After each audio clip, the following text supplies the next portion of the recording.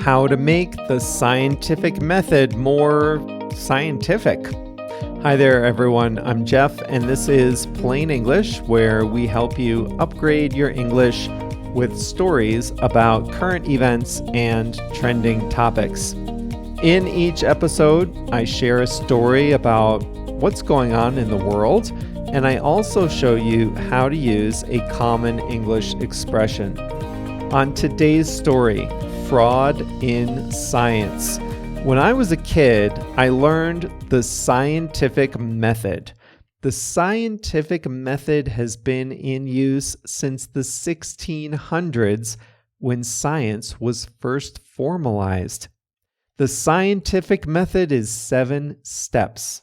I'll summarize them. You start with a question, develop a hypothesis, perform an experiment, analyze the results, and report your findings. Scientists most often report their findings in a paper published in an academic journal.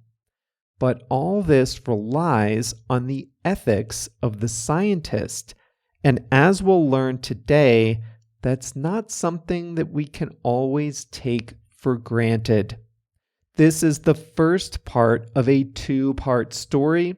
The next part will come out on Monday. Now, in the second half of today's story, today's episode, I'll show you what it means to cross a line. Let's get started.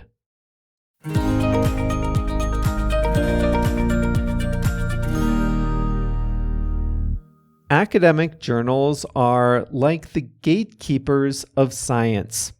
For anyone in academia, anyone who's a professor or who wants to be one, publishing new scientific findings in an academic journal is critical.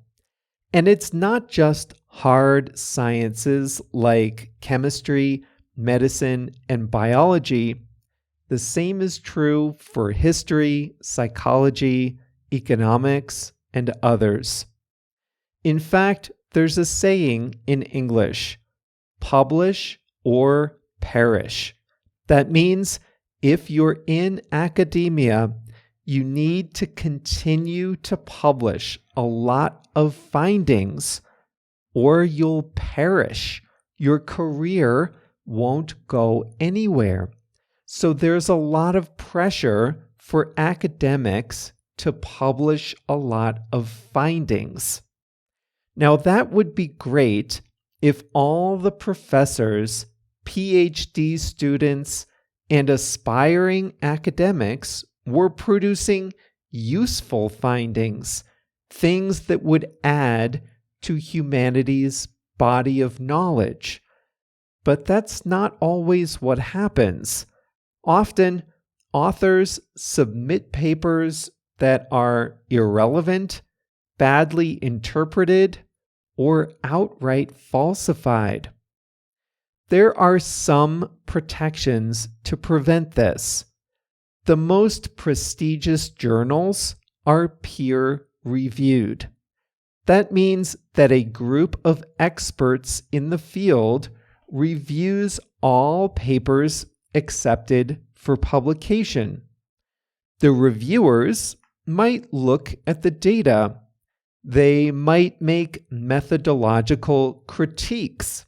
They might request that the authors think about something in a new way. They might raise questions about the conclusions. The goal is to make the paper as valid and useful as possible. But the peer review process is not perfect. It's not a quality control process. The reviewers don't go into the lab. They don't investigate the data and findings to make sure everything was done correctly. And there's no way for them to know if the researchers acted ethically during the research process. Here's a hypothetical example of a researcher acting unethically. Let's say a researcher runs an experiment and his hypothesis does not appear to be supported by the evidence. Ordinarily, this would be the end of the line. Journals don't like to publish papers where the hypothesis was rejected, where something was not found. So when that happens, it's time to start over with a new hypothesis and a new experiment. But that same researcher might be tempted to cross a line. That researcher might look at the data from the experiment and say, well, let's just see what we can find here. He might then run analysis after analysis in the data, looking for any two things that appear connected, even if there's no logical or theoretical basis for it. If he finds anything interesting in the data, he can then create a new hypothesis that fits the data and, voila, write a paper and submit it to a journal. This is called p-hacking, named after a statistical measure, and it's a shortcut around the scientific method. This is considered unethical, but the peer review process wouldn't necessarily catch this behavior. Or consider a different temptation. Imagine a researcher does an analysis and, once again, the hypothesis is rejected. That researcher might be tempted to change the data so that it does confirm the original hypothesis. It's very possible to make small changes to a data set to make a hypothesis work. And again, the peer review process might not catch it. So why would a scientist do this? Remember, publish or perish. Academia is competitive. Top researchers need to continue publishing to stay at the top of their fields. Aspiring academics need to publish to prove their worth and get good jobs. The vast majority of journal authors are honest, but too many are not. They're tempted to act unethically to advance their careers. Here's another thing. Most professors are paid a middle-class salary, but they don't make a lot of money from their universities. But if a researcher makes a high-profile finding, that professor could be hired by private companies for consulting and speaking projects. So the temptation is there to exaggerate or even falsify academic findings. A blog called Data Colada has set out to investigate the quality of scientific papers. The professors who run that blog say that as many as 2% of all academic papers should be retracted. And they have looked closely at some famous papers, and they say they have found evidence of fraud. Ironically, several examples of academic fraud come from professors studying and writing about dishonesty. One influential paper claimed to find that people were more honest when filling out a form if they signed that form on the top instead of the bottom. If it were true, this finding could be very useful in the real world. In fact, insurance companies hired the author of that paper as consultants. But the researchers at Data Colada raised serious doubts about the quality of the data in the study. They found that 2 different data sets had been tampered with, all in a paper about dishonesty. The lead author of that paper, Francesca Gino, said she never falsified data. She says she takes the allegations seriously and will address them in the future.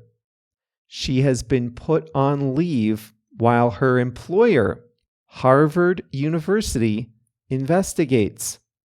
Other researchers have tried to reproduce the paper's findings with no success. But so what if some professor publishes a paper with falsified data? Who cares?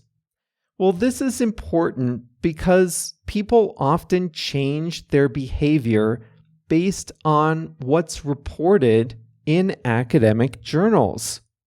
Tax agencies and insurance companies, for example, changed their forms to have customers sign on the top, all based on what might be fraudulent research.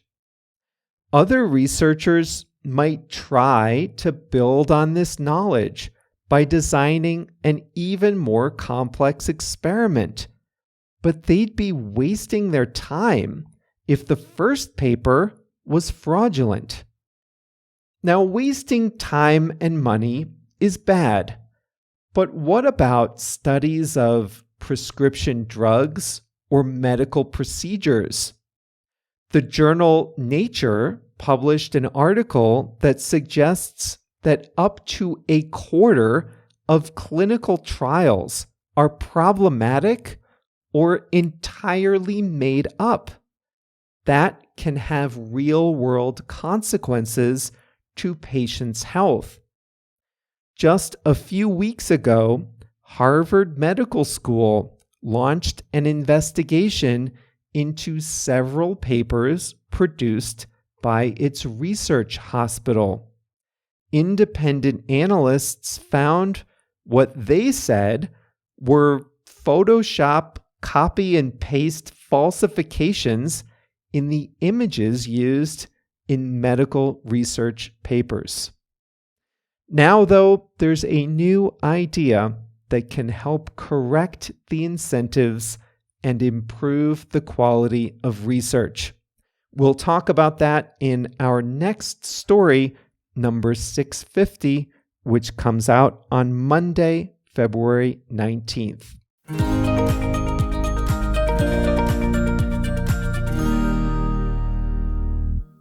I am not in academics. I don't have a graduate degree, but I always thought that these academic journals would have the highest standards for quality. And I always thought that they would have controls to prevent fraud. But it's really not true. A lot of the data in these studies is just Excel worksheets. Anyone could change anything in an Excel worksheet.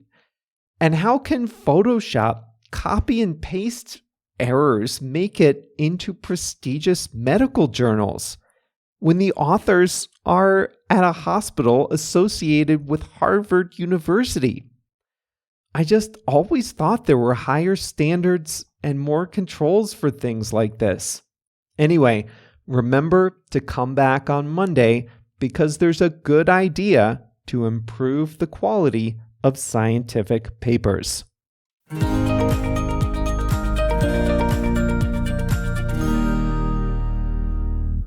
Cross a line. This is a good one. To cross a line is to violate some kind of ethical, moral, or professional standard. You break some kind of a rule. That's the line. The line is the rule. And when you cross the line, you break the rule or you violate the standard. If you travel for work, chances are that your employer reimburses you for some meals. If you sit down at a restaurant, order a meal, eat it, and pay the bill, you get money back for that meal as long as you stay under the limit. That's the way it works in most places. If you don't finish your meal, and if you take leftovers, and if you eat those leftovers later, then that's fine. That's a normal part of eating in a restaurant. If you order 2 or 3 appetizers knowing you would have leftovers, is that crossing a line? I don't know. Well, now imagine you order 2 entrees and you take one back to your partner who's staying with you in your hotel room. You asked to be reimbursed for the whole meal. You just say you were really hungry. That's crossing a line. Your meal allowance is for you to eat meals, not for you to feed your whole family if they choose to travel with you. That's crossing a line because it's violating a clear rule. The meal reimbursement is for you. If you use it for other people, that's breaking a rule and crossing a line.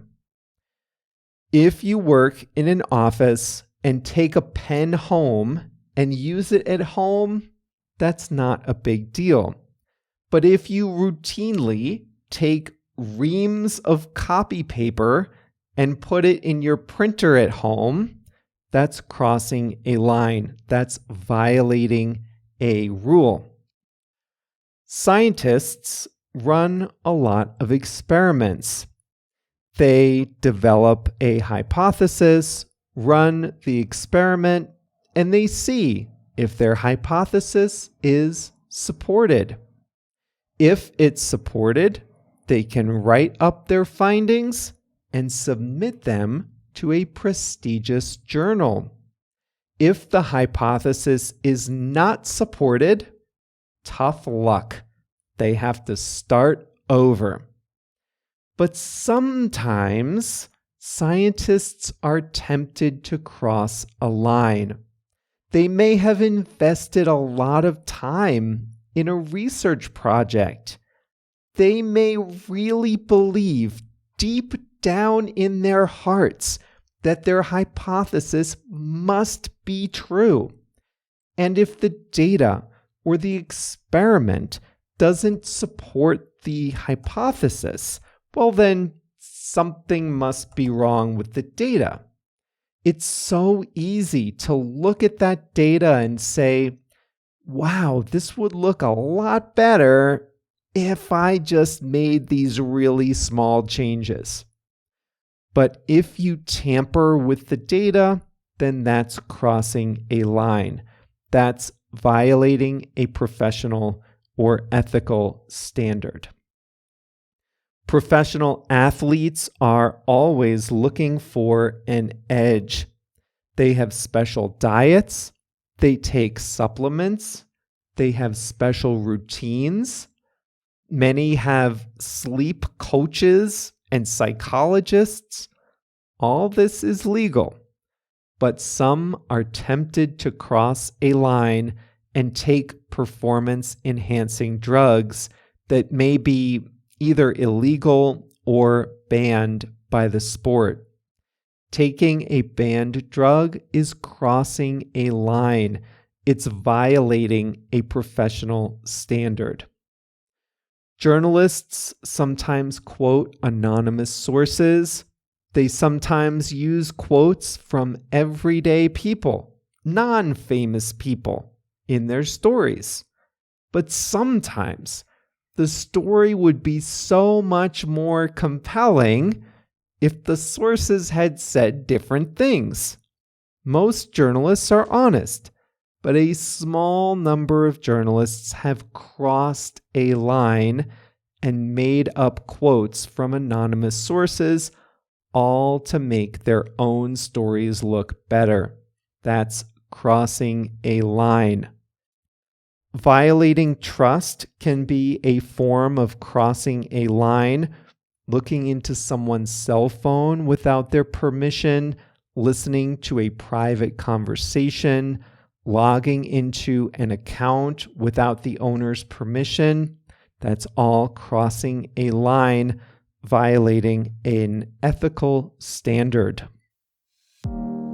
And that is all for us here at Plain English Today. Remember, we'll continue this story on Monday when we'll talk about something called a registered report. And you'll hear about a behavioral scientist who's using the findings of behavioral science on her own industry.